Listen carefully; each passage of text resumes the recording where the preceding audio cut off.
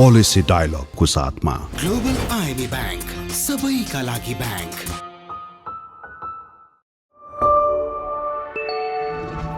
छिटो भनेकै world link. नेपालमा सर्वाधिक डाउनलोड गरिएको हाम्रो पात्रो एप तपाईका लागि सधैँ सजिलो, सबै सजिलो, किनकि यसमा सबै छ। www.nepalwatch.com।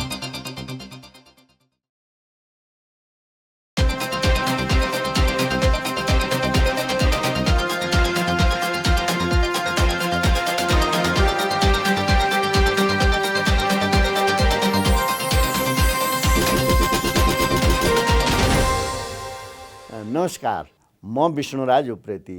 पोलिसी डायलगमा स्वागत छ। नीति अनुसन्धान प्रतिष्ठानसँगको सहकार्यमा आज हामी चारवटा अन्तर्सम्बन्धित सवालहरू, राज्यले दिनुपर्ने सेवा प्रवाह, कर्मचारीको व्यवस्थापन, सुशासन र यो कार्यान्वयन गर्नका लागि चाहिने नीतिगत कानुनी प्रावधानहरूको बारेमा छलफल बहस गर्दैछौँ। आज हामीसँग बहसको लागि हुनुहुन्छ सार्वजनिक लेखा समितिको सभापति तथा मोरङ क्षेत्र नम्बर 2 को सांसद ऋषिकेश पोखरेल सर। सभापतिज्यू स्वागत छ। त्यसै गरी पूर्व कानुन मन्त्री, पूर्व कानुन सचिव, पूर्व कानुन आयोगको अध्यक्ष, सक्रिय कानुनविद माधव पौडेल। माधव सर, यहाँलाई पनि स्वागत छ। नमस्कार सर, धन्यवाद सर। सबभन्दा पहिला मैले ऋषिकेश सरलाई नै प्रश्न राख्न चाहेँ। तपाईँको अहिलेसम्मको सार्वजनिक लेखा समितिको सभापतिको भूमिका हेर्दाखेरि अलिक केही समयदेखि निष्क्रिय भएको हो कि सार्वजनिक लेखा समिति भन्ने हाम्रो बाहिरी मानिसहरूको सोचाइलाई होइन पो रहेछ है, यो त अलि केही गर्छ कि भन्ने खालको देखाउनु भएको छ। अडान पनि देखिएका छन्। तपाईँले आफ्नो दायित्वभित्र गर्नुपर्ने काममा सार्वजनिक लेखा समितिमा देखिएका सबैभन्दा ठुला चुनौतीहरू के हुन्? ती चुनौतीलाई सामना गर्ने कस्तो रणनीति बनाउनु भएको छ पोखरेल सर? सबभन्दा पहिलो कुरा त सार्वजनिक लेखा समिति, विशेष त संसदको एउटा समितिको रूपमा हामी क्रियाशील छौँ। त्यहाँ रहनुभएका विभिन्न राजनीतिक दलका एक तहको नेतृत्वको साथीहरू नै हुनुहुन्छ र उहाँहरूसँग सबैको समन्वयमा मुलुक अहिले गम्भीर परिस्थितिमा छ। यो गम्भीर परिस्थितिलाई हामीले केही न केही योगदान गर्नुपर्छ भन्ने विषयमा हामी सबैको एकता नै अहिलेसम्म कायम छ र हामी मूलत राज्यले प्राप्त गरेका सम्पूर्ण स्रोतहरू र त्यसको परिचालन कानुनसम्म छ कि छैन भन्ने कुरा र चाहिँ महालेखा परीक्षकले तयार गरेको प्रतिवेदनमा आधारित भएर चाहिँ छलफल गरिरहेकै छौँ। हामीले 9वटा उपसमिति, मूलत महालेखाको प्रतिवेदन निकै लामो समयदेखि छलफल भएका छैनन्। 16-17वटा प्रतिवेदन हैन टोटलमा अध्ययन गर्नुपर्नेछ। एउटा प्रतिवेदनमा 1000 पन्ना छन्। चाहन्छन् चाहिँ 2 लाख जति दफा होलान्। त्यसका उपदफा छन् 9वटा त्योसँग जोडिएका कानुन छन् र हामी 9वटा उपसमिति बनाएर छलफलमा छौँ। तर अहिलेसम्मको जुन प्रक्रिया छ छलफल गर्ने विधि, त्यो प्रक्रियासँग हामी असहमत छौँ र यो बदल्नुपर्छ भन्ने हिसाबबाट गएका छौँ। हामी ब्युरोक्राट होइन, हामी नीति निर्माण गर्ने हो। हामीले चाहिँ ठिक र बेठिकलाई यो हिसाबमा, यो तरिकाबाट जानुहोस् भन्ने हो। त्यसो गर्दाखेरि समग्रतामा पढेरै गर्ने हो भने त अझै 5 वर्ष लगातार पढ्ने हो भने त्यो किताब हामी कम्प्लिट गर्न सक्दैनौँ। त्यो हाम्रा उपसमितिहरूले त्यो काम गर्न सक्नुहुन्न। तर पछिल्लो बेला हामी सबैको बिचमा एउटा सहमतिबाट यसलाई बदल्नुपर्छ, तरिकालाई बदल्नुपर्छ भन्ने ठाउँमा पुगेका छौँ र हामी चाँडै त्यो विषयमा एउटा वर्कसप गरेर एउटा वैकल्पिक आधार तयार गर्छौँ। नम्बर 1। नम्बर 2, समस्या चाहिँ के हो त भन्दा आर्थिक कार्यविधि, वित्तीय उत्तरदायित्व ऐन र आर्थिक ऐनहरूलाई चाहिँ कम्प्लिटली राज्यको संयन्त्रले इग्नोर गरेको, नपत्याएको, नमानेको र बेइमानी गरेको कारणबाट बेरोजगार त्यो श्रृङ्खला चाहिँ त्यही आछ र चाहन्छन् आर्थिक कार्यविधि, वित्तीय उत्तरदायित्व ऐनको 37 देखि 41 सम्मलाई हैन यदि नेपाल सरकारको कर्मचारीले अनिवार्य कार्यान्वयन गरिदिने हो भने बेरोजुको मात्रा चाहिँ मलाई के लाग्छ भन्नुहुन्छ भने 2-3% भन्दा चाहिँ आउन। आज तपाईँले कल्पना गर्नुहोस्, हामी बाहिरबाट सुन्दा सबै बेरोजु त भ्रष्टाचार होइन, सबै बेरोजु बेइमानी होइन, तर कल्पना गरेर बाहिरको मान्छेले, सामान्य मान्छेले सुन्ने हो भने 17 खर्बको बजेट भएको देशमा 9.5 खर्ब बेरोजुको अङ्क आउनु यदि होलसेलमा सुन्दाखेरि अत्यन्त धेरै मान्छे समस्यामा पर्छ। त्यसो हुँदाखेरि मैले के देख्छु भने यदि आर्थिक कार्यविधि वित्तीय उत्तरदायित्व ऐनलाई कडाइका साथ कार्यान्वयन गर्ने हो भने र त्यो कानुनमा भएको जिम्मेवारी र जवाफदेहिता भन्ने शब्द कि त कानुनबाटै हटाउन पर्यो कि त त्यो व्यक्तिलाई नै त्यो विषयप्रति जवाफदेही बनाउने हो भने र कानुनमा जम्मा दुईटा कुरा थपिदिने हो भने, एक जसले खर्च गर्छ अडिट उसैले गराउनु पर्ने र यदि बीचमा सरुवा भएर गए उसको बेलाको खर्चको बेरुजु रमानापत्रमा बेरुजु उल्लेख गर्नुपर्ने बाध्यकारी परिस्थिति भएर बेरुजुलाई वैयक्तिक रूपमा रूपान्तरण गरिदिने हो भने चाहिँ मुलुकमा ठुलो परिवर्तन आउँछ। माधव सर, यस्ता कुराहरू छन् जुन अब सांसदहरूले, सभापतिहरूले, मन्त्रीहरूले भोगेर हामीले धेरै पटक नै यी कुराहरू सुनेका छौँ। बेरुजुलाई वैयक्तिक गर्ने कुराहरू त्यो गर्न सकिँदैन, रुजु गर्ने ल रुजु अथवा यहाँ चाहिँ भन्यो नि जो जवाफदेही उसैले बनाउने, जसले खर्च गरे हो त्यो जवाफदेही बनाउने कुरा गरियो भनेर अहिले सभापतिले भने जवाफदेहिताको शब्दको व्याख्या नि पनि जवाफदेहिता र जिम्मेवारी भन्ने शब्द हाम्रा कानुनको व्याख्या के हो?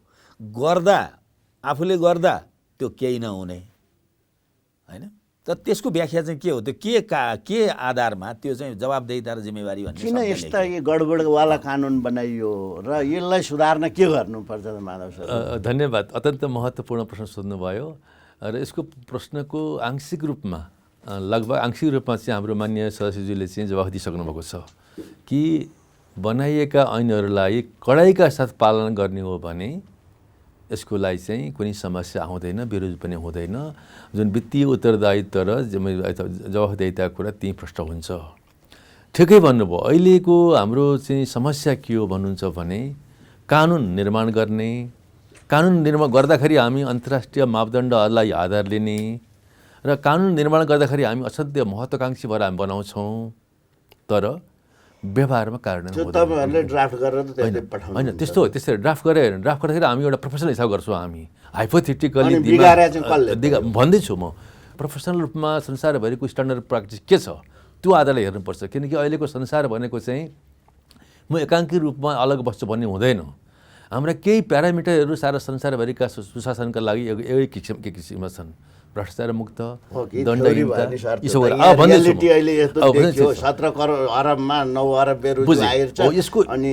यसको चाहिँ खास कारण के हो भने अघि मान्यजीले मैले फेरि दोहोऱ्याउँछु म, मान्यजीले भनिसक्नु भएको छ जुन व्यक्तिले यो काम कारबाही गरेको छ, खर्च गरेको छ, त्यो व्यक्तिलाई जवाफदेही बनाउन सकेनौँ हामीले। अहिलेको ब्युरोक्रेसीको एउटा अवस्था कस्तो आयो? कानुनको कारणले हो सर, यो कानुनमै जवाफदेही नबनाइ त नहुने। कानुनमा जवाफदेही छ, कानुन नभएको होइन, तर हामी कार्यान्वयन गर्न सकेनौँ, कानुनको प्रयोग गर्न सकेनौँ, कार्यान्वयन गर्न सकेनौँ हामीले। अहिलेको ब्युरोक्रेसीको समस्या के हो भन्नुहुन्छ भने हाजिर भइसकेपछि तल पाक्छ, काम गरोस् नगरोस्, अनि उसले काम नगरेको कारणबाट उसलाई जवाफदेही बनाउन सकेका छैनौँ हामीले। धेरै कारण आजको एक दिनको कुरो होइन सर, धेरै कारण छ। 20औं वर्षदेखि यस्तो देखिँदैछ, कहिले सुधार नहुने हो। बिल्कुल तपाईँले चाहिँ यो यसरी सबैले एकै किसिमको प्याकेजमा राख्न सक्नुहुन्न। तपाईँहरूले ब्युरोक्रेसीको तपाईँ स्ट्यान्डर्ड हाम्रो चाहिँ तपाईँले ग्राफ हेर्नुहुन्छ भने कसरी तल गइरहेको छ भनेको तपाईँ मूल्याङ्कन गर्नुहोस् न पहिलाको स्टार्ट गरेर। कार्य सम्पादन मूल्याङ्कन 100मा 100 आउने, आज सबै बढुवा भएर सरासर सचिव हुँदै जाने। त्यही त म भन्दैछु, आजको ब्युरोक्रेसी हेरेर हिजोको ब्युरोक्राटहरूलाई, हिजोको ब्युरोक्रेसीलाई तपाईँले चाहिँ मूल्याङ्कन एउटै राखेर प्याकेज गर्न सक्नुहुन्न। जस्तो म पनि अब भनौँ 12-13 वर्ष भइसक्यो, डिटाच भइसकेको। ब्युरोक्रेसीको चाहिँ क्वालिटी डिग्रेडिङ भएको छ कि छैन तपाईँहरू मूल्याङ्कन यो गरिदिनुपर्छ, तपाईँहरू चाहिँ अनुसन्धानकर्ताहरूले हेरिदिनुपर्छ। समस्या के हो भने हाम्रो जवाफदेहिता भएन, काम नगर्दाखेरि पनि, पर्फर्मेन्स नदिँदाखेरि पनि कुनै किसिमको भनौँ उसलाई कारबाही हुँदैन भनेदेखि चाहिँ ब्युरोक्राटले चाहिँ राम्रोसँग काम गर्ने ब्युरोक्राटले किन काम गर्छ?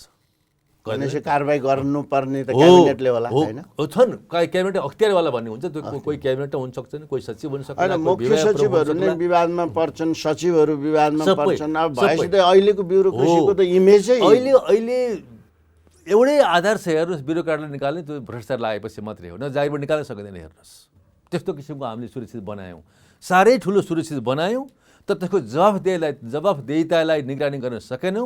र जवाफदेहितालाई मापन गर्न सकेनौँ। यो जवाफदेही नभएर मुलुकले पर्नु परेको एउटा पीडाको लागि चाहिँ हामी त्यसलाई चाहिँ बनाउन सक्छौँ। Thank you Madhav sir. अब माधव सरले एकदम ठिकै बेलामा हो एक्ज्याक्टली मैले हजुरलाई यसैमा जोडेर मैले यही विषयभित्र मेरा जम्मा 2टा मात्रै कुरा छन्। डर एकरत्ती पनि छैन। नम्बर 1, संस्कार र संस्कृति सेवाभावसँग जोडिएको छैन। यी त मनोवैज्ञानिक पाटा भयो सर। तेस्रो कुरा चाहिँ सार्वजनिक प्रशासन चाहिँ जिम्मेवार देखिएन। मैले गैर जिम्मेवार किन भन्ने होइन, तर चाहिँ जिम्मेवार देखिँदैन। तर अघि माधव सरले एउटा कुरो भन्नुभएको छ नि, त्यसमा चाहिँ कानुनमा उनीहरूले नगरे पनि सजाय नहुने, जवाफदेही हुनु नपर्ने कोही त होला नि त जिम्मेवार। त्यो बनाउन चाहिँ कानुन हाम्रो कानुन निर्माणमै समस्या छ। कानुन निर्माणमै समस्या छ। म विधायक हो, तर मैले राजनैतिक हिसाबले यो कानुन मैले बनाएको होइन भन्न त मिल्दैन होइन। तर प्राविधिक हिसाबले हेर्ने हो भने यो कानुन म जस्ता विधायकले बनाएको होइन। सरोकारवालाहरू यो कानुन निर्माणसँग जोडिएका छैनन्। यस्ता कानुनहरू नेपालमा विधायकले बनाएका होइनन्। के हो त सर? होइन, यो चाहिँ कानुन निर्माणमा त अरू नै फ्याक्टरहरू कस्तो छ भन्नुहुन्छ भने मन्त्रालयले आवश्यकता महसुस गरेमा कानुन निर्माण या संशोधन हुन सक्छ है। 1 त मन्त्रालयले के प्रयोजनका निम्ति आवश्यकता महसुस गर्छ हैन, ती शब्दहरू मैले नभनौँ। के प्रयोजनका निम्ति आवश्यकता महसुस गर्छ होइन, आफ्नो अनुकूलताका लागि चाहिँ हुन सक्छ। बिचौलियाहरू, विभिन्न कम्पनीहरू, एजेन्टहरू र चाहिँ कतिसम्म भन्नुहुन्छ भने एउटा निश्चित घरानाहरूले कानुन संशोधन गरिदिन्छन्। यहाँ त्यसो भएपछि यसलाई ठ्याक्कै उल्टाउने, यसको प्रणालीलाई उल्टाउने सबैभन्दा मेजर कुरा हो होइन। यहाँनिर म सक्छु। यसलाई ठ्याक्कै उल्टाउने विधि के हो भने मन्त्रालयले कानुन संशोधन गर्ने महसुस गरेपछि मन्त्रालयले विधान समितिलाई यो कानुन संशोधन गर्नु आवश्यक देखियो यसै कारण भनेर लेखेर विधान समितिलाई दिने, संसदलाई दिने र विधान समितिले नयाँ कानुनका लागि पनि र संशोधनका लागि पनि र विधान समितिले आवश्यक सांसदहरूको त्यहाँ भएका विधायकहरूको छनौट गरी सभामुखको इनिसिएसनमा एउटा समिति निर्माण गरेर सांसदहरूको समिति र त्यसमा केही विज्ञहरू, सरहरू जस्तो चाहिँ विज्ञहरू पनि दिएर चाहिँ सांसदहरूलाई सरोकारवालाहरूसँग अध्ययन, अनुसन्धान र छलफल गरी यो विषयले पार्ने प्रभावहरू के हुन् भन्ने कुराको अध्ययन र छलफल पश्चात त्यसको ड्राफ्ट तयार गर्ने जिम्मा संसदले पाउने हो भने यो चाहिँ सर्लक्कै उल्टाउन सकिन्छ र यो मुलुकमा सरोकारवाला र जनताको कानुन बन्छ। अहिलेसम्म यो कानुन बिचौलियाको हो, यो कानुन स्वार्थीहरूको, यो कानुन चाहिँ आवश्यकता महसुस गर्नेहरूको, यो चाहिँ विभिन्न विदेशी कम्पनीहरूको र केही बिचौलियाहरूको। त्यसलाई यो उल्टाउने कुरो छ नि, यसलाई प्रक्रियागत तरिका फरक कसरी बनाउन सकिन्छ? सैद्धान्तिक रूपमा मान्यज्यूले भनेका कुराहरूमा केही कुराहरू सही नै होलान्, तर मान्यज्यूको प्रहार चाहिँ निर्मम नै भयो हामीप्रति, हामी जो मसौदाकारहरूप्रति। त्यसमा अलिकति मैले असहमति व्यक्त गर्नुपर्ने भयो। संसारमा ल मेकिङ प्रोसेसमा, खास गरी पार्लियामेन्टमा ऐन बनाउने प्रोसेसमा 2टा अभ्यास छन्। एउटा अभ्यास जुन ब्रिटिस स्टाइलबाट सुरु भएको, जसलाई हामी वेस्टमिन्स्टर प्याटर्न अफ ल मेकिङ प्रोसेस भन्छौँ, जो हामी जस्ता अब यहाँहरूले नि भन्नुहुन्थ्यो कमन ल प्र्याक्टिसबाट मात्रै होइन कि धेरै पार्लियामेन्ट्री प्र्याक्टिसमा जहाँ पनि, चाहे कन्टिनेन्टल लिगल सिस्टम होस्, फ्रान्स जर्मनी होस्, चाहे हामी जस्तो मुलुकमा होस्, पार्लियामेन्टमा आउने ऐन बनाउँदाखेरि कोही न कोहीबाट ड्राफ्ट त गर्नुपर्छ नि त। विधेयक त जिरोबाट त ऐन बन्दैन नि त। कसै न कसैले एउटा विधेयक त बनाउनुपर्छ, मसौदा गर्नुपर्छ। उहाँले त भन्दैछु त्यो मसौदा सरकारले तयार गरेर लिएर आउने एउटा अभ्यास, यो जो हामी अभ्यास गरिरहेको छौँ, त्यसलाई उहाँले च्यालेन्ज गर्नु। दोस्रो अभ्यास अमेरिकन स्टाइलको प्र्याक्टिसको, अमेरिकन प्याटर्नको चाहिँ अभ्यास हो, जो चाहिँ पार्लियामेन्टमा आफैले विधेयक पेश गर्छ। त्यहाँ त पार्लियामेन्टबाट क्याबिनेट जाने कुरा होइन, राष्ट्रपति र संसदको सम्बन्ध चाहिँ सम्बोधन गर्ने र विधेयक स्वीकृति गर्ने बाहेक अन्त छैन। उसले बजेट पनि उसले पेश गर्ने, पास गरेर फेल गर्ने कुरा पार्लियामेन्टको आधार हुन्छ। त्यसकारण त्यस्तो अभ्यास छ। हामीले चाहिँ पार्लियामेन्ट्री सिस्टम अपनायौँ भने कोही न कोहीबाट विधेयक त तयार हुनु पर्यो। त्यसकारण सरकारले विधेयक तयार गर्छ। एउटा कुरा सोखौँ है, म दोस्रो कुरो अहिलेकै संविधानमा पनि धारा 110 म मान्यज्यूहरूले यो ध्यान गर्न चाहन्छु यहाँलाई पनि, जसमा संसदका कुनै पनि सदस्यहरूले विधेयक पेश गर्न सक्नुहुन्छ उहाँहरूले सैद्धान्तिक रूपमा। तीनटा कुरामा बाहेक एउटा चाहिँ मनी सम्बन्धित विषयहरू जुन चाहिँ अर्थ विधेयक पेश गर्न सक्नुहुन्न, शान्ति सुरक्षा विधेयक पेश गर्न सकिँदैन, र अरू जुनसुकै सकिन्छ। हेर्नुहोस् निजी विधेयक भनेर जो भएको निजी विधेयक हुन्छ प्राइभेट। हाम्रो अभ्यासमा 47 सालदेखि 48 सालमा हाम्रो चाहिँ 48 साल असारदेखि पार्लियामेन्टको फङ्सन सुरु भयो र आजका मितिसम्म 74 माधव सर यो प्रक्रियागत कुरामा नि एउटा ती त भयो सैद्धान्तिक। अहिले अभ्यासहरू त्यस्ता कुनै पनि कानुन नीति ऐन संस्थागत संरचना त आवश्यक र परिवेशको आवश्यकता अनुसार बन्छ नि। अहिले यो यहाँ चाहिँ 17 अरबको बजेटमा खरबको बजेटमा 9 खरब चाहिँ बेरुजु देखिने यो 1 वर्षको होइन। फेरि हाम्रो अभ्यासले के पुष्टि गर्यो भने यसले त ठिक दिएन। त्यसो हो भने अहिले ऋषिकेश सरले उठाउनु भएको तरिका पनि त विकल्प हुनुहोस् नि, किनभने विज्ञान त स्ट्याटिक त हुँदैन नि, नलेज पनि स्ट्याटिक हुँदैन।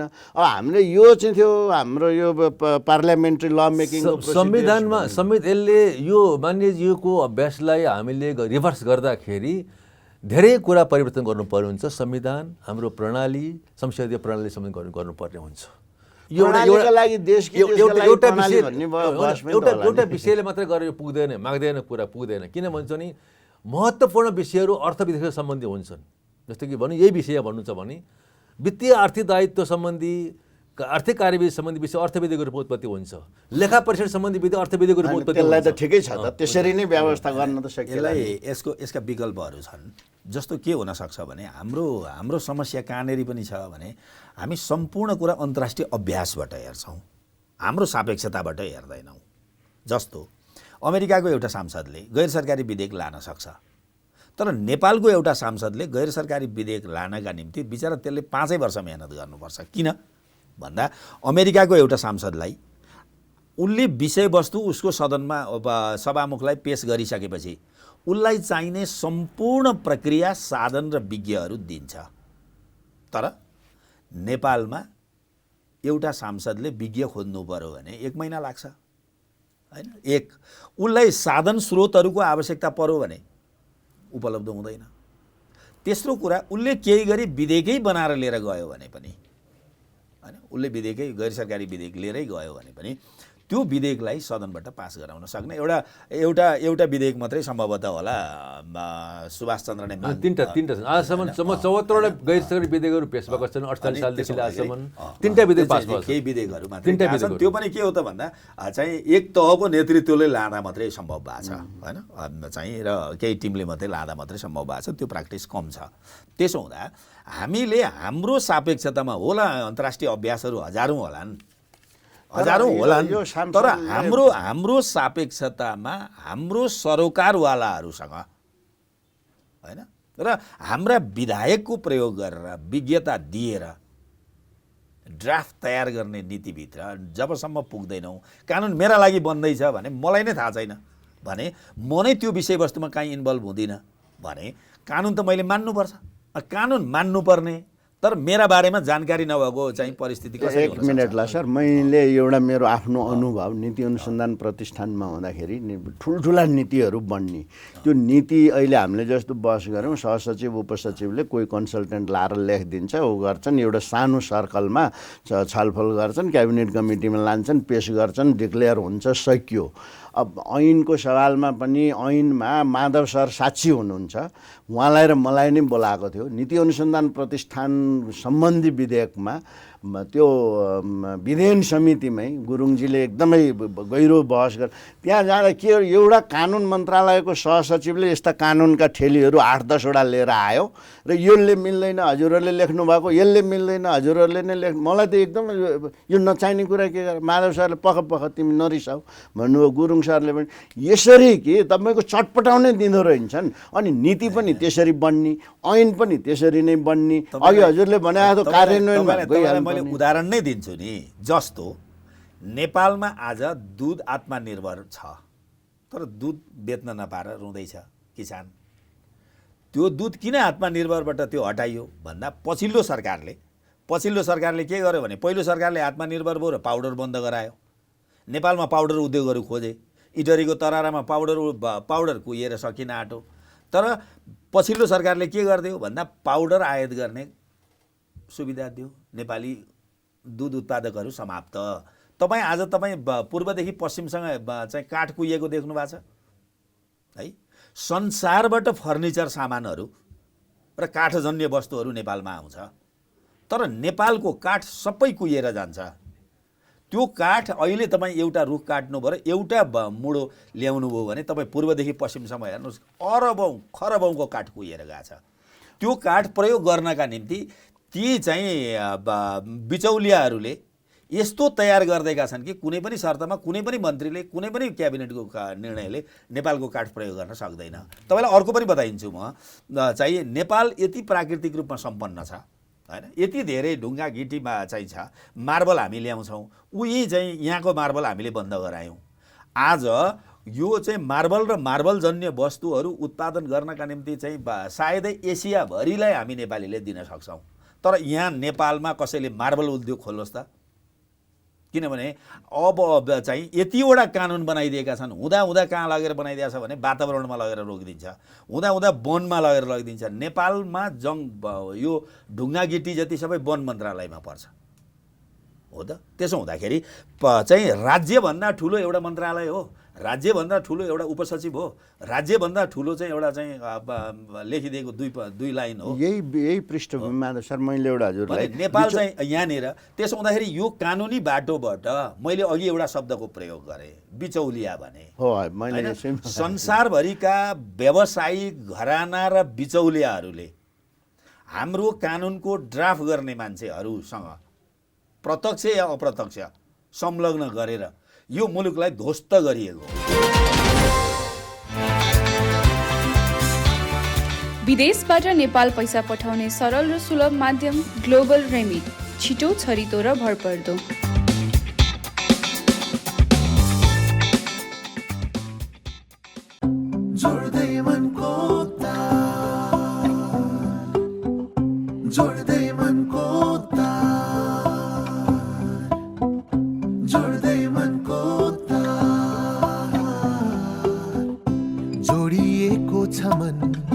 मानसँग हौसला छ यति तरङ्ग, बढ्दैछौँ अघि लाग्दै लामो। 27 वर्षदेखि इन्टरनेटको स्पिडमा मात्र होइन, प्रविधि सुविधा सृजनशीलतामा पनि सधैँ छिटो।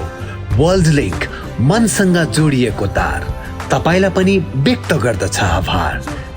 छिटो भनेकै वर्ल्ड लिङ्क। नेपालमा सर्वाधिक डाउनलोड गरिएको हाम्रो पात्रो एप तपाईका लागि सधैँ सजिलो, सबै सजिलो, किनकि यसमा सबै छ। माधव सर, अब नि समस्या त सरले पनि हो भन्नुभयो होइन, यी समस्या त हुन्, कानुनमा बाँझिएका कुराहरू पनि हुन्। अब माधव सरले विगतलाई डिफेन्ड नगरिकन यसको सोलुसन कसरी आउँछ त्यो चाहिँ देखाइदिनु न एकपल्ट। विगतको डिफेन्स र यसको सपोर्ट र यसको चाहिँ डिफेन्स भन्ने कुरा फरक कुरा हो। र एउटा कुरा के हो भने लोकतन्त्रमा सबैको कुरा पार्लियामेन्टले सुन्नुपर्छ।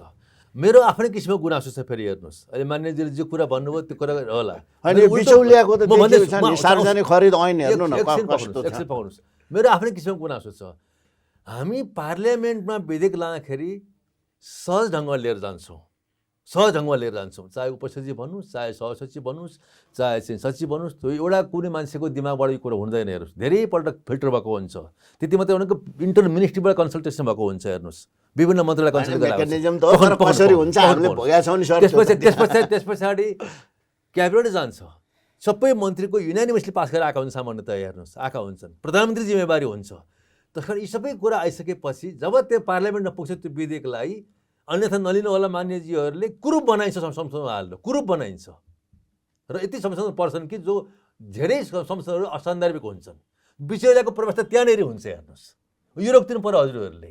बिचौलियाको प्रवेश त हुन त हुँदो रहेछ नि, बिचौलियाको प्रवेश त भयो जहाँबाट भए पनि। एउटा कुरो लोकतन्त्रमा प्रेसर ग्रुप, लबी भन्ने कुरा संसारभरि हुन्छन्। ठिक छ, हुन्छ। त्यो प्रेसर ग्रुप र लबीहरूलाई हजुरले यतिसँग यसरी म्यानेज गरिदिनु पर्यो कि तिम्रो कुरा यति कुरा चाहिँ ठिक हो नि, यो कुरा होइन भनेर भन्नु सक्दैन पर्यो हजुरहरूले। हामी त भन्दैनौँ। पार्लियामेन्टमा उहाँहरू आइसकेपछि उहाँहरूलाई स्वीकार गरिदिन्छौँ हामी। यसमा जम्मा म हजुर 3वटा मात्रै कुराको उदाहरण म व्यक्त गर्न चाहन्छु। यदि चाहिँ राजनीतिभित्र पनि नराम्रो छैन भन्दिनँ, केही नराम्राहरू छन्। ब्युरोक्रेटभित्र पनि राम्रो र नराम्रो दुइटै छ। राम्रो पक्षको प्रबलता खोज्ने हो हामीले खोज्ने भनेको।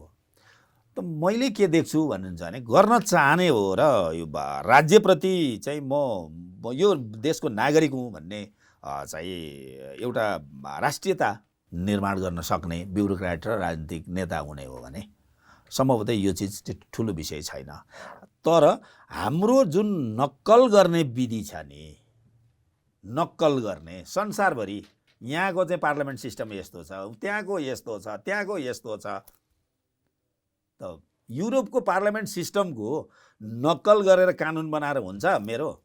त्यसो हुँदाखेरि हाम्रो सापेक्षतामा, हाम्रो चेतनामा, हाम्रो योग्यतामा, हाम्रो मागमा र हाम्रो आवश्यकतामा जोडिएर कानुनहरू हामीले कार्यान्वयन गर्ने क्षमतामा आधार तयार गर्नुपर्छ। त्यसो हुँदाखेरि चाहिँ त्यो विधिभित्र लिएर जान सकिन्छ। ऋषिकेश सर, एउटा कुरो अब हजुरले यो पृष्ठभूमिमा एउटा कुरो के भने माधव सरले पनि हजुरले पनि दुवैले एउटा के स्वीकार्नुभयो भने बिचौलियाको प्रवेश छ यसमा तलमाथि पार्न। एउटा त सर सार्वजनिक खरिद ऐन 23 दिनमा पनि स्वार्थ समूहहरू भनौँ न 23 दिनमा पनि परिमार्जन भएको रहेछ।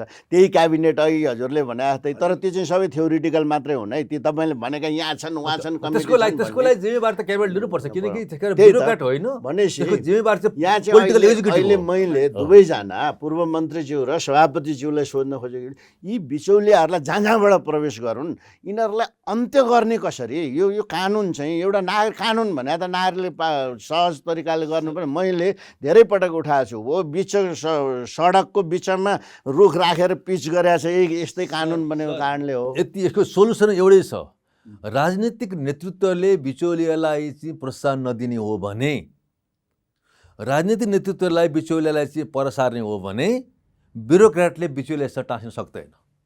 यो कुरा म सम्पूर्ण ब्युरोक्रेटलाई कानुनमा नेपाली भाषामा लेख्नुपर्छ, कानुनमा नेपाली भाषामा लेख्नुपर्छ। जस्तो जवाफदेहिता लिनुपर्ने छ, त्यो त हाम्रा बाले सिलोक भने जस्तै हो। हजुर, जवाफदेहिता भनेको के? गरे हुने, नगरे नहुने। जसले नगर्ने कार्य सम्पादन मूल्याङ्कनमा सबैभन्दा बढी नम्बर 100 नै पाउँदो रहेछ, 100को 100 जसले बेमान गरेको छ। मेरो असहमति हैन, सुन्नु है, त्यसो हुँदाखेरि चाहिँ जवाफदेहिता भनेको काम नभए क्षतिपूर्ति दिलाउने। त्यस्तो किन लेख्नुहुन्न? म सक्छु नि। आर्थिक कार्यविधि, वित्तीय उत्तरदायित्व ऐन र सार्वजनिक खरिद ऐनमा चाहिँ तपाईँ सम्झौता अवधिभित्र आयोजना सम्पन्न नभए सम्बन्धित ठेकेदार र ठेक्का लगाउने प्रमुख, आयोजना प्रमुखबाट घर घरानबाट असुल गरिने छ भन्ने मेरा बाले बुझ्ने भाषाको शब्द लेखौँ त। त्यो शब्द किन नलेख्ने? सबै दोहोरो शब्द लेख्ने, ठेक्का लाउने, कमिसन खाने र चाहिँ जेठ लागेपछि अर्को छ मन्त्रीले सचिव सरुवा गर्छ भन्नुहुन्छ नि। हजुर यहाँ हुनुहुन्छ, मलाई गाली नगर्नु होला। मन्त्रीले सचिव सरुवा गरेको होइन। किन गरेको होइन भने मन्त्रीले सचिव कतिखेर सरुवा हुने भन्दा जाने कहिले भन्दा असोजमा सरुवा गरेर अलिक बढी बजेट भएको ठाउँमा जाने, मन्त्रालय जाने। वैशाख लागेपछि म चाहिँ मन्त्रीका वरिपरि घुम्ने र दिनै पछि मलाई सरुवा चाहियो भन्ने। किनभने लिने जति लिइसक्यो, आयोजनाको जवाबदेहिता लिनु छैन। आयोजना टेन्डर गराइसक्ने, जम्मा काम खरिद गर्ने र टेन्डर गर्ने काम सक्ने, त्यो मन्त्रालयबाट भाग्ने। त्यसो हुँदाखेरि आयोजना बेस जवाबदेहिता र त्यो कार्य जसले ठेक्का लगाएको हो त्यो ठेक्का सम्पन्न नभए, त्यो विधिबाट नगए उसको घर घरानबाट वसुल्ने व्यवस्था छ। ठ्याक्क मानिसले जे भनेको त्यही व्यवस्था सुशासन ऐन 2064 छ। सम्बन्धित एउटा चाहिँ व्यक्तिसँग उसले चाहिँ आयोजना कार्यान्वयन गर्नको लागि पर्फर्मेन्स कन्ट्र्याक्ट गर्नुपर्ने, पर्फर्मेन्स कन्ट्र्याक्ट अनुसारले काम गर्नुपर्ने, उसको कार्य सम्पादन मूल्याङ्कन गर्नुपर्ने, मनासिब कारण बिना उसको पर्फर्मेन्स रिजल्ट तलमाथि पर्यो भने उसलाई जवाफदेही बनाउने र त्यसो गर्दा सरकारले थप दायित्व पर्यो भने सम्बन्धित रूपमा आफ्नो जवाफदेही हुनु पर्ने ठ्याक्कै लेखेको छ। शब्द चाहिँ जवाबदेही छ के शब्द चाहिँ जवाबदेही छ लिनु पर्यो क्षतिपूर्ति लिने भने त जवाबदेही भनेको चाहिँ क्षतिपूर्ति लिने भने त्यही शब्दमा एउटा थप्नु न जवाबदेही भनेको चाहिँ त्यसको घरघरानबाट असुल गर्ने क्षतिपूर्ति लिने यति नलेखुन्जेल यो जिम्मेवार र ठिक छ जवाबदेही त्यो लेख्न सकिन्छ यो जिम्मेवार र जवाबदेहिता भन्ने शब्द चाहिँ हाम्रा गाउँमा ठिक छ। उसिनेको आलु हो ताजा खाऊ सर एउटा नि यहाँ अहिलेको छलफलमा हजुर हजुर त्यो उसिनेको आलुले के देखायो भने अहिलेको छलफलले हाम्रो विधान निर्माण प्रक्रियामा विधि निर्माण प्रक्रियामा काहीँ न काहीँ त स्ट्रक्चरल अप्ठ्यारा त ठिक छ। देखियो नि यसलाई सुधार गर्नु किनभने उहाँहरूले त भोगेर आउनु जनताका प्रतिनिधि भोगेर आउनु भएको छ अहिले एउटा महत्त्वपूर्ण उसमा अनुभव हजुरको पनि अनुभव छ यहाँको छलफलको सारांश अहिलेसम्मको के भने कर्मचारीहरूले एकपटक त्यहाँ गइसकेपछि उनीहरूले अघि सरले भन्नुभएको एउटै कारणले मात्र निस्किन सक्छन् अरू निस्किन नि सक्दैनन् जे गरे नि हुने भयो अनि अहिले ऋषिकेश सरले भने जस्तो असोजमा गयो वैशाखमा छोड्यो जवाफदेहिता नि हुनु नभए यो भयो यसमा हामी सबै सहमति भयौँ भनेपछि यसलाई सुधार्नलाई कानुनी नीतिगत रूपमा सुधार्नलाई चाहिँ के गर्नु म भन्दैछु हजुरलाई ठिक छ बहुत महत्त्वपूर्ण प्रश्न सोध्नुभयो जब हामी 72 सालमा संविधान निर्माण गर्दै थियौँ तत्कालीन संविधानमा एउटा व्यवस्था के थियो भने निजामती राष्ट्र सेवकले दुईवटा कसुर गरेमा अख्तियारको दुरुपयोग गरेको मानिन्थ्यो एउटा भ्रष्टाचार गरेमा अर्को अनुचित कार्य गरेमा भन्ने थियो अनुचित कार्य हामी कसरी परिभाषा गरेका थियौँ भनेदेखि क्षेत्राधिकार नगएर अर्काको हस्तक्षेप गरेर काम गरेमा काम टाइममा नगरेमा ढिलो गरेमा अथवा उसले चाहिँ त्यो जवाफदेही त पन्छाएमा भन्ने थियो त्यो सट्टै जिकिदिउँ हामीले हेर्नुहोस् त्यहाँ एउटा त्रुटि भएको छ हेर्नुहोस् स्ट्रक्चर रूपमा सुधार गर्नुपर्ने ठाउँ यो हो कि उसले सम्बन्धित ब्युरोक्राटले आफूले गर्नुपर्ने काम नगरेर पन्छायो भने 5 वर्षभित्र कार्यान्वयन गर्नुपर्ने प्रोजेक्ट चाहिँ 5 वर्ष नभएर 6 वर्ष गयो भने बित्तिकै सरकारको लागत त बढ्छ त्यो लागत कसले तिर्ने भन्ने कुरा त्यसैले जवाफदेही पाउनुपर्छ हामीले उहाँले खोजेको त्यो कुरा हो त्यो म पनि सहमत छु हेर्नुहोस् जब अनेक चाहिँ दाउपेच गरेर चाहिँ पार्लियामेन्टमा गएर हुन्छ कि मन्त्री कहाँ गएर हुन्छ कि अथवा चाहिँ ब्युरोक्राट गएर हुन्छ कि गरेर चाहिँ प्रोजेक्टको चिफर जाने पर्फर्मेन्स कन्ट्र्याक्ट गर्ने काम नगर्ने अनि सरकारको चाहिँ एउटा राज्यको दायित्व बढ्छ भने त्यस्तो आयोजना प्रमुखलाई जवाफदेही बनाउनुपर्छ ऊ पर्सनल रूपमा उसको घर घरबाट तिर्नुपर्छ उहाँले भनेको कुरा म सहमत छु तर कार्यान्वयन गर्नु पर्यो नि त हामी कार्यान्वयन गर्दैनौँ हामीले हेर्नुहोस् अब मान्यजीले भने थियो सचिवहरू नियुक्ति कसरी हुन्छ अहिलेको अवस्थामा भने सिस्टमबाट हुँदैन अहिले म यो कुरा भन्छु सिस्टमबाट सचिवको चाहिँ यो सरुवा हुँदैन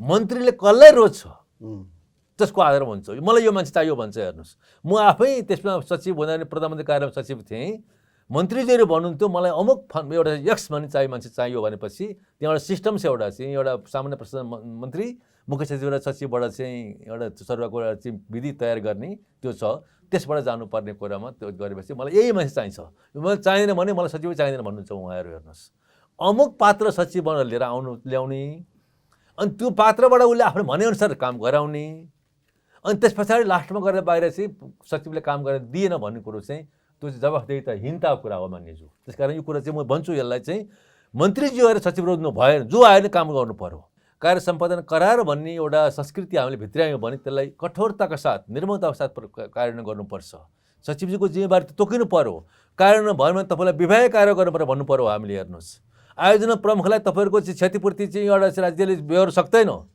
5 वर्ष कार्यान्वयन गर्नुपर्ने प्रोजेक्ट तपाईँले 7 वर्ष लगाइदिनु भयो 2 वर्षको लागेको लागत बढेको छ त्यो लागत तपाईँले बेहोर्नु पर्यो भनेपछि या त ऊ पहिले सोच्छ जाँदैन नियुक्ति हुन जाँदैन या उसले सिरियस भएर काम गर्छ हेर्नुहोस् त्यहाँ मैले 3 वर्ष नीति अनुसन्धान प्रतिष्ठानमा बस्दाखेरि कस्तो देखेँ भने यी हजुरले भनेका विविध प्रावधान भयो नि कोही कता हुँदा रहेछन् कोही कता हुँदा रहेछन् कोही कता हुँदा रहेछन् मान्छेलाई थाहा पनि हुँदो रहेछ यो यसले गर्दाखेरि त्यो जो मान्छेको त्यो नियुक्ति पत्रै हो नि त्यसैमै यी प्रावधान हुने गरी निसेनीमा अथवा यो ऐनमा संशोधन गरेर उसको व्यक्तिगत रूपमै दायित्व हो भन्ने बुझाउने गराउन त्यो नियुक्तिमा त्यस्तो लेखिँदैन त्यो नियुक्ति त 2 लाइनको हुन्छ भयो उसको टिओआरमा भनौँ न गरेपछि हो टिओआर नियुक्ति गरेपछि तुरुन्त उसले टिओआर दिन्छ र त्यहाँ पर्फर्मेन्स कन्ट्र्याक्ट गरिन्छ कानुनको समस्या हुँदै होइन समस्या कानुन कार्यान्वयनको समस्या हो उदाहरणलाई एउटा सानो उदाहरण दिन्छु म हजुर हामीले लामो अभ्यासपछि के गर्यौँ संविधानमा के राख्यौँ भने यो आधारभूत शिक्षा जसलाई 8 कक्षासम्म शिक्षा हो अनिवार्य र निःशुल्क हुन्छ भन्यौँ दोहोऱ्याउँछु म अनिवार्य निःशुल्क हुन्छ भन्यौँ ऐन आएको छ, संविधानमा त्यही छ, त्यसलाई कारण गरेर ऐन पनि आयो 75 सालमा आयो। तर मलाई एउटा स्कुल देखाइदिनु, सामुदायिक स्कुल जहाँ चाहिँ परीक्षा शुल्कको नाममा होस्, भर्ना शुल्कको नाममा होस्, ल्याबको शुल्कको नाममा होस् अथवा पुस्तकालय शुल्कको नाममा चाहिँ उसले के अरे शुल्क नलिएको होस्। खोइ त हाम्रो त्यो निःशुल्क भन्ने शिक्षा पार्टी र घोषणापत्रमा छ। हेर्नुहोस् हाम्रो चाहिँ माध्यमिक तहसम्म शिक्षा चाहिँ निःशुल्क हुन्छ भनेको छ उहाँहरूले। खोइ त निःशुल्क शिक्षा दियो हजुर। कानुनको नीतिको समस्या होइन, समस्या हो कानुन कार्यान्वयन भएनन्। अब यसमा नि माधव सर, यसमा दुवैजनालाई मेरो एउटा प्रश्न, यो पर्मानेन्ट नेचरको कारणले पो हो कि यसलाई चाहिँ जसले बेस्ट पर्फर्म गर्छ राख्ने, जसले गर्दैन हटाउने खालले हामीले चाहिँ जान सकिँदैन? यो दुईवटा कुरा छ। एउटा कुरो के छ भने अघि मान्यजीको एउटा जनप्रतिनिधिको हैसियतले उठाएको कुरा बहुत जायज। समस्या के हो भने हामी जो नीति निर्माणको उच्च तहमा पुगेका छौँ उहाँहरूले दण्डहीनताको संस्कृतिलाई प्रोत्साहन गर्नु भएन। यो मेरो मान्छे हो, महिलाको मान्छेलाई बचाउ गर्नुपर्छ भन्ने कुरो संस्कृतिको चाहिँ अलि अभ्यास नै प्रारम्भ गर्नु भएन। जोसुकै होस् निर्मम रूपमा हामीले चाहिँ कानुन उल्लङ्घन गर्नलाई, कानुन पालन नगर्नलाई हामी कारवाही गर्छौँ भने मान्छे भोलि पर्सि गएर स्वतः यो चाहिँ सिस्टमले आफै काम गर्न सुरु गर्छ।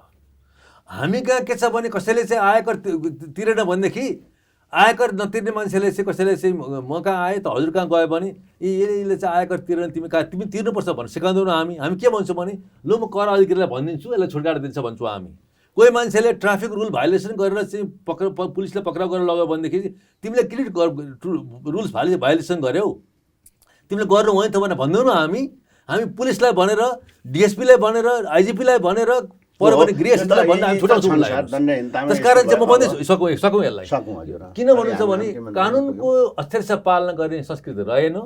कानुनको शासन हामी भन्छौँ संविधानमा लेखिएको छ, कानुनको शासनलाई हामीले उल्लङ्घन गर्दै गयौँ। जसले कानुन बढी उल्लङ्घन गर्छ त्यहीलाई हामी बहादुरी भनौँ हामीले। हेर्नुहोस् कानुनको समानता भन्ने कुरा खोइ कहाँ रह्यो? हेर्नुहोस् हो एकदम यो कुरो यो चुरुकुरु ऋषिकेश सरलाई दण्डहीनता संस्कृतिलाई अन्त गर्यो भने यो कुरा ठिक हो। हजुरहरूको सार्वजनिक लेखा समितिले यो सरकारी कोषको प्रभावकारी र मितव्ययी खर्च गराउने बारेमा अनि राज्यका निकायहरूले सही तरिकाले सदुपयोग गरेका छन् कि छैनन् भनेर अनुगमन गरेर सरकारलाई सुझाव दिने सवालमा हामीले बाहिरबाट देख्दा त्यति विगतमा अलिक जेल थियो, त्यसपछि अलिक नभएको हो कि जस्तो देख्छौँ। यसमा कसरी यसलाई सुनिश्चित गर्न सकिन्छ? तपाईँको योजना के छ? इमिडिएटली थाल्नुपर्ने त, किनभने यो सबैभन्दा महत्त्वपूर्ण मध्येको यो समिति पर्ने र सरकारलाई आर्थिक अनुशासनमा हिँडाउनलाई सबैभन्दा महत्त्वपूर्ण जिम्मेवारी यही समितिको भएको हुनाले हजुरले अब के गरी यो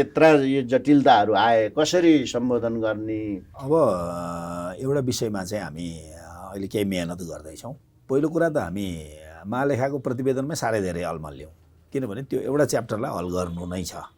एउटा च्याप्टरलाई हल गर्नु छ, त्यो हाम्रो पहिलो काम पनि हो। दोस्रो चाहिँ यति नै ठुलो फोहोरको डङ्गुरभित्र हामी छौँ है, त्यो डङ्गुरभित्र छौँ।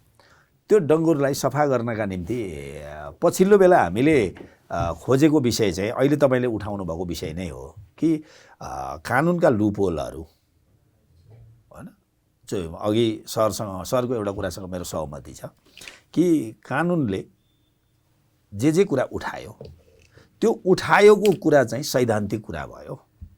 त्यसो गर्दा ती लुपहोलहरू के हुन् र त्यसलाई कहाँनेरि कुन शब्द लेख्दा त्यो विषयले चाहिँ अलिकति व्यावहारिक हुन्छ र फेरिदेखि यो दोहोरिँदैन भन्ने विषय एउटा हाम्रो खोजीको विषयवस्तु हो र त्यसमा हजुरहरूसँग पनि हामी आशा गर्छौँ। नम्बर 1।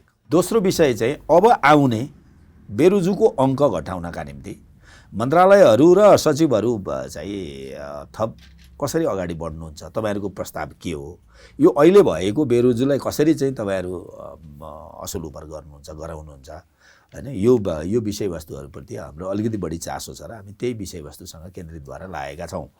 केही विषयवस्तुहरू चाहिँ प्रस्ताव तयार गरेर सदनमा विशेष प्रस्तावको रूपमा या चाहिँ सङ्कल्प प्रस्तावको रूपमा या चाहिँ सार्वजनिक महत्त्वको प्रस्तावको रूपमा के प्रस्तावको रूपमा हुन्छ जो अनिवार्य कार्यान्वयन गर्नका निम्ति अहिलेसम्म सङ्कल्प प्रस्तावको मार्फत अलि बढी प्रेसर भएको देखिन्छ। त्यसो हुँदा त्यो विधिसँग जोडेर केही प्रस्तावहरू तयार गर्नुपर्छ र अहिलेसम्म सार्वजनिक लेखा समितिले गर्ने जुन परम्परागत ट्रेन छ त्यो ट्रेनलाई अलिकति बदल्नुपर्छ। एउटा मान्यज्यू हजुरले एउटा गर्न जरुरी छ। त्यो के हो भनेदेखि त्यहाँ हजुरको म्यान्डेट हाम्रो समितिलाई सार्वजनिक लेखा समितिलाई हजुरले भनेको कुरा छ। एउटा थप के छ भने सार्वजनिक सम्पत्तिको चाहिँ हिनामिना र चाहिँ नोक्सानीको बारेमा यो समितिको म्यान्डेट छ। यसलाई टेकेर हजुरहरूले गर्ने ठाउँ प्रशस्त छ। यसलाई चाहिँ हजुरले चाहिँ बिचबडी गर्नु पर्यो। किनकि आयोजना कारण पनि यही गर्दा शिक्षा हेर्नुहोस्, सिंहदरबारभित्र सबै ठाउँमा एउटा गाडीहरू चाहिँ फालिराखेको छ। त्यो जवाफदेही कसको हो? पब्लिक जग्गा इन्क्रोच गरेर पुरै गाउँै पछि गाडी रोकिरहेको छ। गम्भीर छ। यो सबै सार्वजनिक सम्पत्तिहरू हिनामिना भइरहेको छ। जग्गा चाहिँ जसले कब्जा गर्न सको उही बहादुर भइरहेको छ। सर एकै लाइन मात्रै सरकारले राजस्व छुट दिन्छ। सरकार कहाँ छ भने राजस्व छुट दिन्छ। कुनलाई किन देऊ भनेर सोधेर प्रश्न लेख्यो भने त्यसको उत्तर नदिई बस्छ। यो जिम्मेवारी र यो जवाफदेहिता नहुनुको त त्यसो हुँदाखेरि एउटै फेरि पनि म दोहोऱ्याएर भन्छु, गैर जवाफदेहिता र जिम्मेवारी भन्ने शब्दको कानुनमा वैयक्तिक प्रयोग गर्ने गरीको व्याख्या हुनुपर्छ।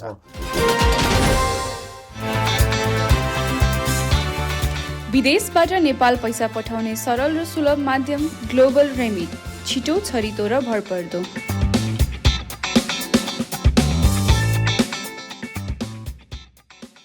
जोड्दै मनको तार, जोड्दै मनको तार, जोड्दै मनको तार, जोडिएको छ मन मानसँग, हौसला छ यति तरङ्ग, बढ्दैछौँ अघि अघि लाग्दै लामो। 27 वर्षदेखि इन्टरनेटको स्पिडमा मात्र होइन, प्रविधि सुविधा सृजनशीलतामा पनि सधैँ छिटो। वर्ल्ड लिङ्क, मनसँग जोडिएको तार, तपाईँलाई पनि व्यक्त गर्दछ आभार। छिटो भनेकै वर्ल्ड लिङ्क। नेपालमा सर्वाधिक डाउनलोड गरिएको हाम्रो पात्रो एप तपाईका लागि सधैँ सजिलो, सबै सजिलो, किनकि यसमा सबै छ। नेपालमा अनुसन्धानको नाममा अथवा कन्सल्टेन्सी के गरेर मन्त्रालयहरूले अरबौँ खर्च गरिरहेको रहेछ। त्यसको परिणाम पनि देखिँदैन र विधागत रूपमा थिङ्क ट्याङ्कको रूपमा विभिन्न संस्थाहरू छन्। जस्तै आइएफए भन्ने छ, नीति अनुसन्धान प्रतिष्ठान छ, वाटर एन्ड इनर्जी कमिसन छ, लगायतका थुप्रै सरकारभित्रैका संरचनाहरू पनि छन्। नेपाल कानुन आयोग छ, नेपाल कानुन आयोग छ, हाम्रो के छ नि यो परराष्ट्र मन्त्रालयको अन्तर्गत आइएफए भन्छ, इन्स्टिट्युट अफ फरेन अफेयर्स। यस्ता खालका संस्थाहरू एकातिर साधन स्रोत नपाएर सरकारको व्यवस्थामा परेका छन्। मैले एउटा सानो उदाहरण, नीति अनुसन्धान प्रतिष्ठान स्थापना भइसकेपछि 2 वर्षमा हामीले 37-38 टाइपका अनुसन्धानका गरेर यो प्रतिवेदन सरकारलाई पठाइदियौँ।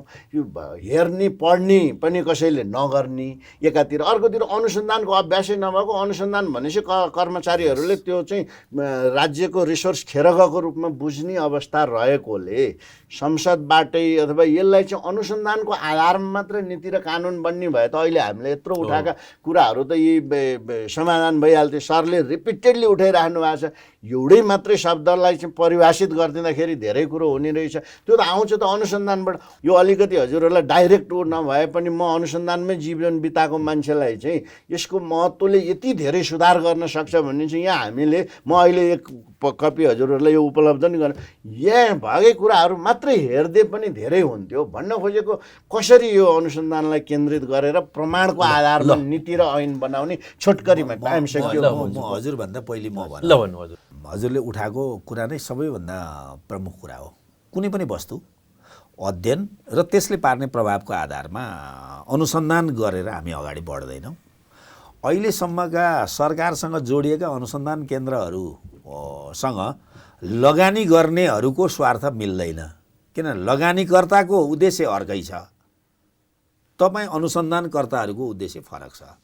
त्यसो हुँदाखेरि नयाँ अनुसन्धानका नाममा विभिन्न कम्पनीहरूलाई दिइने गरिन्छ हैन, किन त्यसको उद्देश्य तपाईँहरूसँग मिट हुँदैन। तर रियलमा राज्यलाई यो चाहिँ अनुसन्धान सबैभन्दा प्राथमिक विषयवस्तु हो र हरेक विषयको अनुसन्धानबाट त्यसको प्रभाव थाहा नपाइकन अगाडि बढाउन उपयुक्त छैन। त्यसो हुँदा त्यो पाटोभित्र हामी सबै केन्द्रित हुनुपर्छ। यसमा चाहिँ मेरो सहमति जाहेर गर्ने कुरा मात्रै छ। ठिक छ।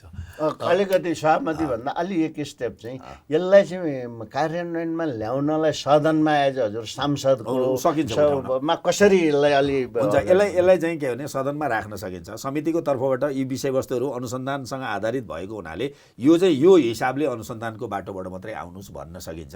भन्न सक्ने थुप्रै बाटाहरू छन्। त्यसका निम्ति हजुरहरू को पनि ज्ञानको हामीलाई अलिकति चाहिँ छलफलको आवश्यकता। हामी सधैँ सहयोग गर्न तयार छौँ माधव सर। यसको मैले पार्लियामेन्टमा हाम्रो चाहिँ सङ्घीय संसदका माननीय सभापतिहरूको एउटा प्रेजेन्टेसन गरेको थिएँ। माननीयज्यू अनुपस्थित हुनुहुन्थ्यो। अहिलेको संसदको आधुनिक पार्लियामेन्ट्री प्र्याक्टिसमा चाहिँ ऐन बनाउनु मात्रै होइन, कानुन बनाउनु मात्रै होइन, इभिडेन्स बेस्ड ऐन बनाउनुपर्छ, प्रमाणमा आधारित कानुन बनाउनुपर्छ भन्ने एउटा मान्यता रहेको छ। यो भनेको के छ भने अनुसन्धानको निचोडबाट आएको, अनुसन्धानको सिफारिसबाट आएको, तथ्याङ्कमा आधारित, विज्ञानको एउटा चाहिँ कन्क्लुजनमा आधारित, प्रविधिको आधारमा आधारित ऐन बनाउनु पर्ने हुन्छ। त्यसको लागि चाहिँ अलिकति अध्ययन गर्नुपर्ने हुन्छ। त्यस कारण मैले भन्दै पनि आएको छु, अहिले पनि दोहोऱ्याउँछु म, हाम्रो पार्लियामेन्टको एउटा चाहिँ वरिपरि कहीँ न कहीँ एउटा अनुसन्धान एउटा चाहिँ एकाडेमी जरुरी छ, जसले गर्दा रिसर्च पनि गरोस् र पार्लियामेन्टरीलाई ओरिएन्टेसन पनि त्यसले दियोस् र अघि मान्यज्यूले भने जस्तै त्यसले चाहिँ विधेयक पेश गर्न सक्ने मान्यज्यूहरूको लागि पनि केही एउटा चाहिँ उहाँको चाहिँ एउटा प्राविधिक सहयोग पनि उपलब्ध गराओस्, ड्राफ्ट गरोस्। किन ड्राफ्ट गर्ने कुरा त्यति सजिलो छैन, यो गर्नुपर्ने हुन्छ। तर त्यसको लागि फेरि भन्छु म, स्रोत चाहिन्छ, स्रोत दिनुपर्छ। तपाईँले भने स्रोत चाहिहाल्छ। तर यी सबै कुराहरूको औषधि एउटै छ। औषधि के हो भन्ने हुन्छ नि, हाम्रो पोलिटिकल एक्जिक्युटिभ चाहिँ इमान्दार भएर साँच्चै मुलुकमा म चाहिँ यो चाहिँ यी सबै व्यथितिहरूलाई अन्त्य गर्छु, दण्डहीनताको संस्कृतिलाई अन्त्य गर्छु, कानुनको शासनलाई आत्मसात गरेर म जीवन चलाउँछु, अब त मेरो चाहिँ मुलुकमा सुशासन दिन्छु भन्ने हो भने यो ठुलो कुरो हुँदै होइन। हाम्रो लोकतन्त्र दक्षिण एसियामा अरूभन्दा परिष्कृत छ, राम्रो छ। हाम्रा कानुन पनि दक्षिण एसियामा अरूभन्दा हाम्रा राम्रा छन्। हाम्रा अनुयायीहरू अरूले फलो गरिरहेका छन्, त्यो देखिरहेको छौँ अनुभवलाई हामीले। तर हाम्रो पोलिटिकल एक्जिक्युटिभ, पोलिटिकल नेतृत्व चाहिँ राजनीतिक नेतृत्व चाहिँ इमान्दार भएर कार्यान्वयन गरिदिनु भयो भनेदेखि म राम्रो पक्ष देखिरहेको छु। हामीले यो राम्रो पक्षहरू छन् भन्नेलाई नै मान्यौँ, कार्यान्वयनमा राम्रो छ। अब मेरो एउटा अन्तिमतिरको प्रश्न के छ भने लेखा समितिको सभापतिज्यूलाई पनि, माधव सरलाई पनि, यो हामीले विकास बजेट र प्रशासनिक बजेट भन्छ नि, अहिले त भाषा पनि अर्कै हो छ गाह्रा। प्रशासनिक खर्च चाहिँ बढ्दै जाने, विकासको खर्च चाहिँ कम छुट्टिँदै जाने, अनि छुट्टिएको मध्ये नि 23-24%, 25% मात्रै खर्च हुने। खर्च हुँदाखेरि पनि फेरि अब जवाफदेहीताको त कुरो अघि नै आइसक्यो, नहुने। यसलाई चाहिँ पहिलातिर मैले 40-30 वर्ष पहिलाको देखेको थिएँ कि सर, प्रशासनिक खर्च भन्दा विकास खर्च बढी। त्यति बेला विकास र साधारण खर्च भनिन्थ्यो, अहिले भनेर भनिन्थ्यो होइन। अहिले पनि भनौँ न, डेभलपमेन्टको लागि छुट्याएको रिसोर्स भन्दा चाहिँ यो त प्रशासनिक खर्चमा छुट्याउने रिसोर्स चाहिँ कयौँ चालु खर्च भनिँदो रहेछ अहिले होइन। अब यसलाई चाहिँ रिभर्स बनाउनलाई के हुनसक्छ? यो त राज्यबाट नागरिकबाट उठाएको हो चाहिँ एउटा चालु देश सञ्चालनकै लागि मात्रै हुने हो भने त नागरिकले कर तिरेको त अर्थ पनि नहुने भयो। यसलाई कसरी उल्टाउने अथवा सुधार्ने होला? यो विषय डरलाग्दो छ। तपाईँले यो विषय उठाउनु भयो, यो बेग्लै अलि लामै छलफलको विषयवस्तु हुन्छ।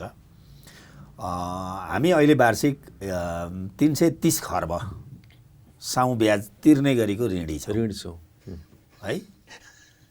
साउँ ब्याज मात्रै 330 खर्ब हामीले तिर्नुपर्छ। अब पुँजीगत खर्च चाहिँ अघि तपाईँले भनिहाल्नुभयो, जेसुकै गणित गरेर निकालेको भए पनि यो 25% भन्दा माथि खर्च हुने देखिँदैन। पुँजीगत खर्च, विकास खर्च तपाईँले भनेको पहिला भाषामा, अहिले चाहिँ पुँजीगत खर्च हुँदैन। अब तपाईँ सिलिङ लिनका लागि मेरो मन्त्रालयलाई सिलिङ बढी चाहियो, विकास खर्च बढी चाहियो भन्ने मारामार छ है, के का निम्ति? अब यो एउटा गम्भीर सङ्कटमा हामी छौँ। अर्कोतिर ऋणको कुरा होइन, तपाईँलाई आन्तरिक ऋण हो या बाह्य ऋण होस्, हुँदा यो देश यति खतरनाक ठाउँमा छ, हामी सिकाउने होइन र ऋण लिएर छोरीको बिहे गर्नु हुँदैन भन्ने सिद्धान्तबाट विकास भएर आएका होइन, ऋण लिएर भोज गर्नु हुँदैन भन्ने सिद्धान्तबाट आएका हुन्, नभए त हामी सकिन्छौँ भन्ने हो भने आज देशले बजेटरी लोन लिँदैछ। देश त मलाई त मेरो देशै सक्दैछ सर होइन, देशै सक्दैछ। त आयोजनागत पो ऋण लिनुपर्छ त यो बिहे गर्न त लिने होइन भात खानका लागि त कर्मचारीलाई तलब दिनका निम्ति त लिने होइन नि होइन कर्मचारीलाई तलब दिन बजेटरी लोन लिने यो देशमा होइन आन्तरिक लोन उठाएर चाहिँ कर्मचारीलाई तलब दिने अनि यो तहमा हामी किन पुग्दैछौँ यदि आज तपाईँ चाहिँ अस्ति अघिल्लो अर्थमन्त्रीले भन्नुभयो देश आर्थिक हिसाबले सुदृढ हुँदैछ सङ्केत राम्रा छन् जनता र सरकारको बिचमा नमिलेकै कुरा त्यही हो देश ओह्रालो लाग्दैछ भन्छ जनता सरकारहरू देश ओमा लाग्दैछ भन्छ होइन यो डिफरेन्स कुरा छ र म तपाईँ मार्फत के आग्रह गर्न चाहन्छु भने आयोजनागत ऋण मात्रै लिने एउटा र अघि सरले एउटा सबैभन्दा राम्रो कुरा हजुरको मलाई सम्झिरहेको छु होइन कुराहरूमध्ये थुप्रै राम्रा मध्ये एउटा राम्रो के हो भने आयोजना चाहिँ सञ्चालनको जवाफदेहिता पनि सम्बन्धी आयोजना प्रमुख हुनुपर्छ आयोजना प्रमुखलाई नै हुनुपर्छ र दायित्व सृजना गरे त्यो दायित्व त्यसको घर घरानाबाट असुल उपर गर्ने परिस्थितिको निर्माण गर्ने हो भने यो देश सप्रिन 5 वर्ष पनि लाग्दैन हजुर 15 वर्ष भयो आयोजना किन लम्ब्याइन्छ तपाईँलाई थाहा छ आयोजना भेरिएसन गर्न लम्ब्याइन्छ 20 करोडको आयोजना सुरु गर्नुभयो भने 2 अर्ब नपुगेको आयोजना कुन छ अर्को आयोजनाहरू अहिले हामीले आयोजनाहरू कस्तो गर्छौँ भन्दा ठेकेदारलाई यो चाहिँ प्रोजेक्ट पनि बनाउने ठेकेदार के अरे ठेक्का लिने त्यो पुल बनाउने पनि ठेकेदार होइन इस्टिमेट गर्ने पनि ठेकेदार अनि पुल बनाउने पनि ठेकेदार होइन यो हिसाबले हामीले चाहिँ अगाडि लिएर गएका छौँ त्यसो हुँदाखेरि गम्भीर सङ्कटमा छौँ त्यसो हुँदा यसलाई सुधार्न पनि जवाफदेहिताको शब्दको व्याख्या गर्ने हो भने अब हावामा चाहिँ आम्दानीको व्याख्या गरिदिने हेर्नुहोस् 17 खर्ब यो देशमा त 12 खर्ब अहिलेसम्म कटेको छैन कट्यो सर होइन 12 खर्ब आम्दानी अहिलेसम्म कटेको छैन 17 खर्बको 18 खर्बको बजेट किन बनिन्छ किन भनौँ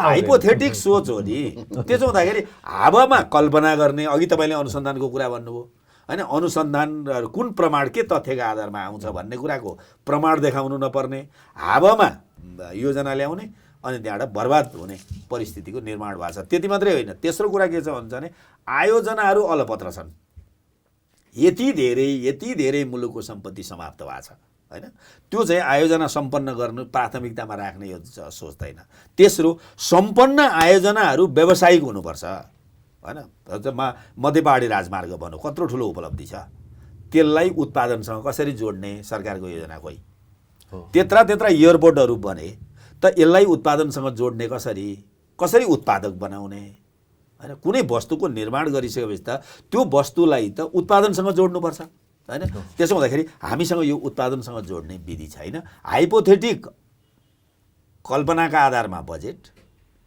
कमिसनका नाममा ठेक्का आयोजनाको गैर जवाबदेहिता निर्माण भएका चाहिँ आयोजनाहरूलाई व्यावसायिक नबनाउने र सञ्चालन भएका आयोजनाहरू अलपत्र यो हाम्रो आजको सङ्कट हो मलाई लास्टमा मैले धेरै थप्नु छैन यो हाम्रो चाहिँ चालु खर्च बढ्नुमा चाहिँ सबभन्दा ठुलो कारण चाहिँ मान्यजीले भनिहाल्नुभयो एउटा ऋण पनि हो ठेके हो ऋण दोस्रो ठुलो ऋण चाहिँ अहिले उपादान र चाहिँ निवृत्ति भरणमा सरकारको दायित्व बढिरहेको छ तेस्रो अनावश्यक रूपमा हामीले चाहिँ भर्ती गरेका छौँ कुनै पनि पोलिटिकल पार्टी पावर जाने बित्तिकै पहिलो एउटा चाहिँ उसको एजेन्डा के छ भने कुन मान्छेलाई मेरा मान्छेहरूको लागि कहाँ नियुक्ति गर्ने भनेको पहिलो एजेन्डा त्यो हुन्छ हेर्नुहोस् सल्लाहकारको नाममा होस् स्वकीय सचिवालयका नाममा होस् अथवा के नाममा हुनसक्छ हेर्नुहोस् र ठाउँ कसैले आयोजना गर्ने अनेक नयाँ किसिमको अड्डा खडा गरेर पनि हामी गरिरहेका छौँ यो देशभरिमा यो रोग चाहिँ अहिले प्रदेश पनि सुरु भइसकेको छ स्थानीयता पनि आइरहेको छ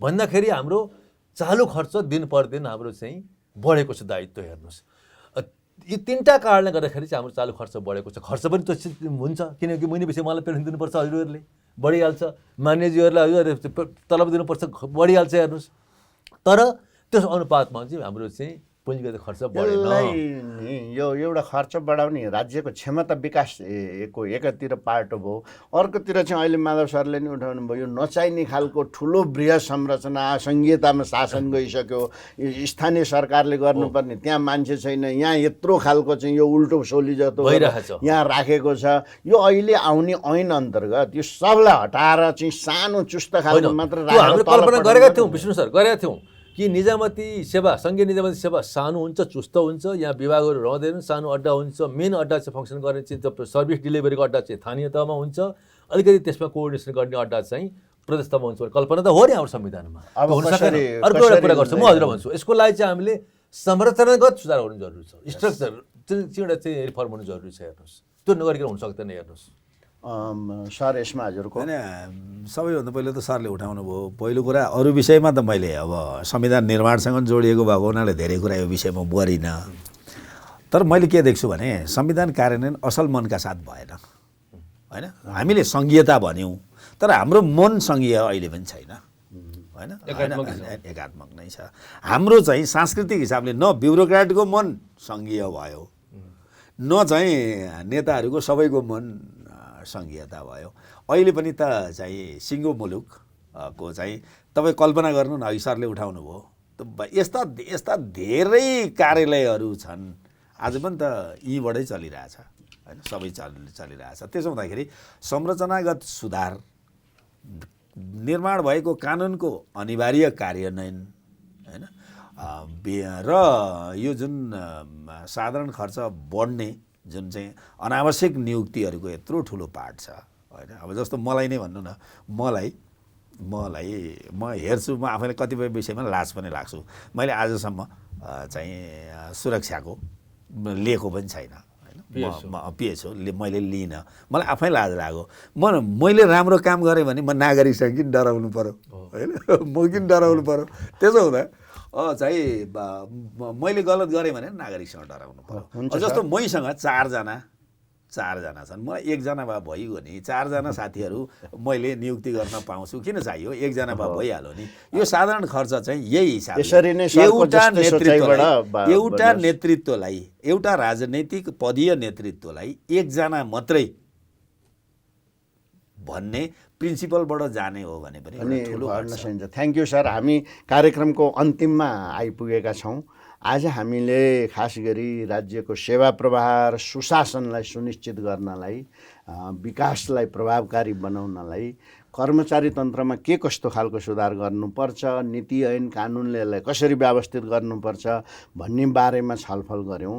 समग्रमा आज हाम्रो निचोड के रह्यो भने अहिले जे भइराखेको छ त्यही तरिकाले हामी अगाडि बढ्यौँ भनेदेखि हाम्रो संविधानले परिकल्पना गरेको हाम्रो जुन समृद्ध नेपाल, सुखी नेपाली, सबै तरिकाले देशलाई सम्पन्न बनाउने अवधारणाहरू पुरा हुन नसक्ने भएको हुनाले हाम्रो कार्यशैलीमा, संरचनागत प्रक्रियामा परिवर्तन गरेर जानुपर्ने आवश्यकताको बारेमा आज हाम्रा विशिष्ट स्रोत व्यक्तिहरूबाट हामीले यो निचोड निकालेका छौँ। आशा छ नेपाल सरकारले, राजनीतिक पार्टीहरूले, राजनीतिक निर्णय गर्नेहरूले यी कुराहरूलाई ध्यानमा दिनुहुनेछ भन्दै फेरि पनि म लेखा समितिका सभापति ऋषिकेश पोखरेल सर र पूर्व कानुन मन्त्री माधव पौडेल सरलाई हार्दिक धन्यवाद व्यक्त गर्छु। धन्यवाद, नमस्कार।